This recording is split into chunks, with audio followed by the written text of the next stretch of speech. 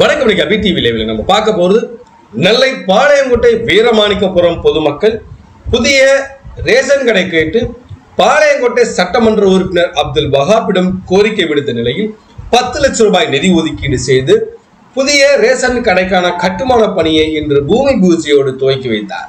அந்த வீடியோ தான் நம்ம பார்க்க போறோம். பாளையங்கோட்டை வீரமாணிக்கபுரம் குமார வீதியில் புதிதாக ரேஷன் கடை அமைத்து கொடுக்க கோரி அப்பகுதி மக்கள் பாளையங்கோட்டை சட்டமன்ற உறுப்பினர் அப்துல் வஹாபிடம் கோரிக்கை விடுத்தனர். கோரிக்கையின் அடிப்படையில் சுமார் 10 லட்சம் ரூபாய் நிதி ஒதுக்கீடு செய்து புதிய ரேஷன் கடை கட்டுவதற்கான பூமி பூஜை விழா நடைபெற்றது. 43வது வார்டு மாமன்ற உறுப்பினர் சுந்தர் அவர்களின் தலைமையில் நடைபெற்ற இந்த பூமி பூஜை விழாவில் பாளையங்கோட்டை சட்டமன்ற உறுப்பினரும் திமுக மத்திய மாவட்ட செயலாளருமான அப்துல் வஹாப் அவர்கள் கலந்து கொண்டு நியாய விலை கடையின் கட்டுமான பணிக்கான பூமி பூஜையை அடிக்கல் நாட்டி துவக்கி வைத்தார்.